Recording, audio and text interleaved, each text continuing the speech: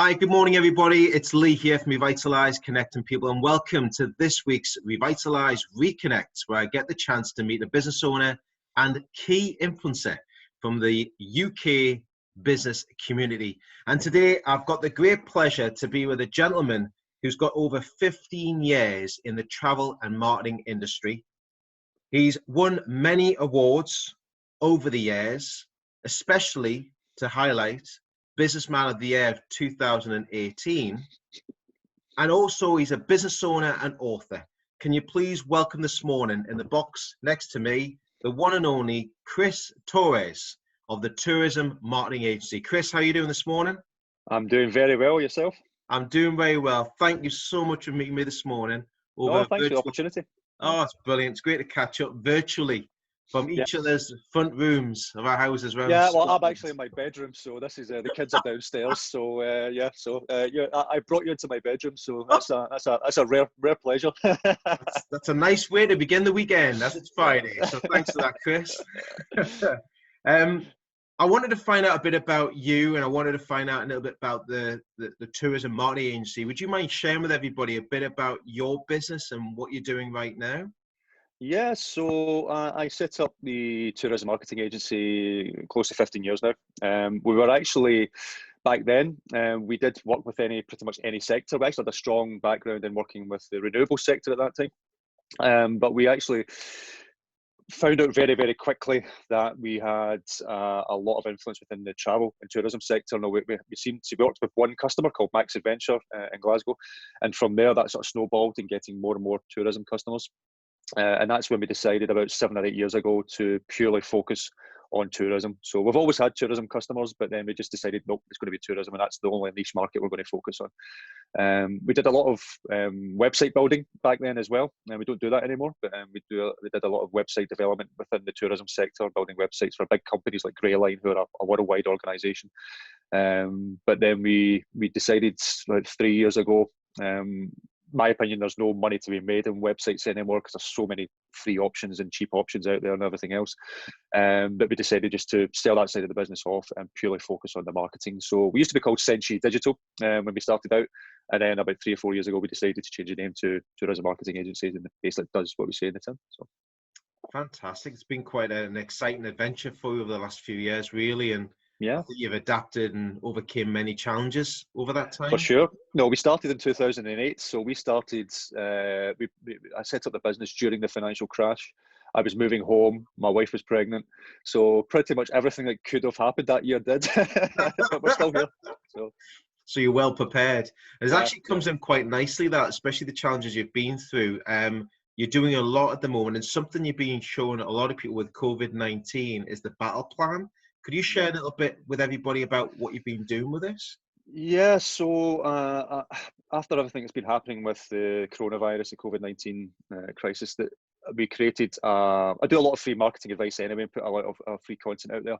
So I decided to write basically, I think it's a 30-page sort of mini book on marketing during this crisis, and what you should be doing in terms of looking at, with us being in the tourism industry, looking at what you can do to sell products now, sell in the future, how the industry is going to look like over the next 6 to 18 months, things to plan out, things you should be doing now to make sure that you're going to be stronger at the end of this. So we put that together, and it's actually been emailed out to over 10,000 individuals. So it's been well received, and even the Scottish Government have actually added it to one of their sort of tourism help guides on their website. They've added it to that as well. So it's had a phenomenal sort of reception in terms of what it does. So it's been good. Yeah.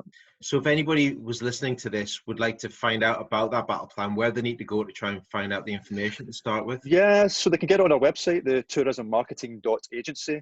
Basically on the homepage, there's a coronavirus Battleplan link. They can click on that and they can get it they can download it. So. Oh, brilliant. Thank you very much. And one of the things that I've noticed with you in the times that we've met up with each other across the years, even with golf and everything else, but you do a lot with sort of videos, podcasts, you give a lot of marketing advice. What have you been doing at the minute that really sets you out from the crowd in supporting not just the travel industry, but businesses in general? Yeah, that's a good question. No, like any other business, so we did a lot of paid advertising through Google and Facebook and all these other things. I made a conscious decision close to 3 years ago now that I was going to purely focus on the content side in terms of organic content and doing lots of videos. I have a show that I do called the Digital Tourism Show. I'm about to publish episode 235, I think it is. That's also an audio podcast. I do lots of blogging. I wrote my book and all these other things to put out there. So I made that conscious decision to do that about 3 years ago. But now, it took around about 18 months to really take hold and raise my own brand, my personal brand, as well as my business's brand, and show trust in us in terms of what we do, which is what content should do. It should build up trust in your business, make you an authority in what you do in your sector. And now about 95% of the leads that my business gets is purely through organic means, through the content, through the videos, through the podcasting, or word of mouth.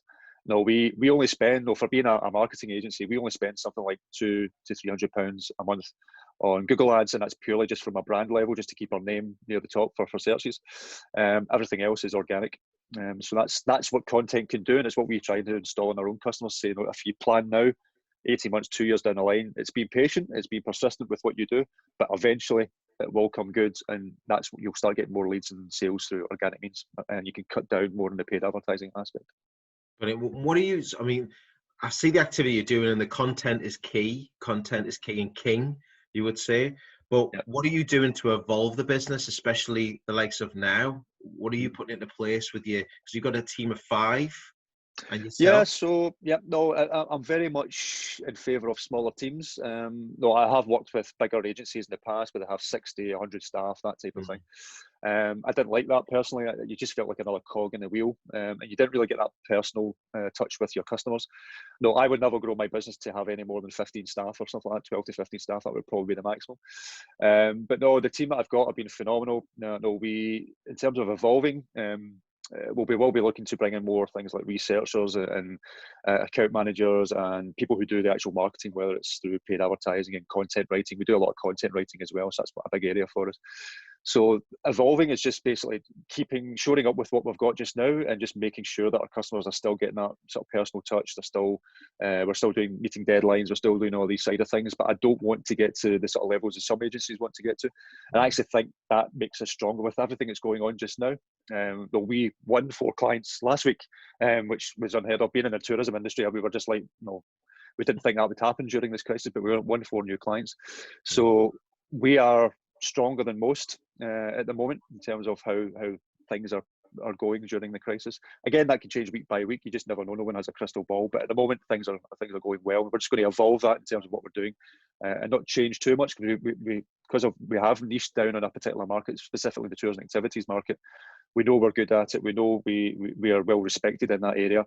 We just want to be better at what we are currently doing just now, and evolving that side of it, but not necessarily expanding to become bigger or anything like that. So it's good that you've got that team that you can keep close knit and it works nicely together. I mean, I'm a big believer in that, in working with the activities that you have, and work day by day, week by week, month by month. One question I'd like to ask you though is, how far ahead are you planning ahead of yourself at the moment? I know we're taking it day by day, but have you put plans in place for the next 2 months, 3 months?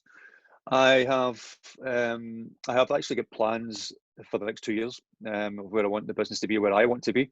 I actually have created a spreadsheet I call my crystal ball, where I have 2 years worth of cash flow sort of planned out and laid out. So all the current sales, the sales that I would like to try and win over the next periods, etc., going by past data. And I can actually basically see, okay, we're going to be, if the level stays where it is just now, I'll have a business in 2 years' time. Things are going to be fine. I'll still be able to pay wages with the current staffing levels and everything else. And I could just slot in through that crystal ball, an extra staff member or an extra client or whatever that would be, and you can actually see the cash flow all sort of working out automatically for you.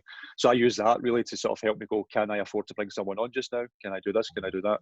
And that really helps. So having this spreadsheet and being able to forecast your cash flow over the next year, next 2 years is vital in my opinion as well. So brilliant. And to wrap things up, if you could give a golden piece of advice to anybody out there who is just, because I've heard recently people are just starting the businesses before it happens.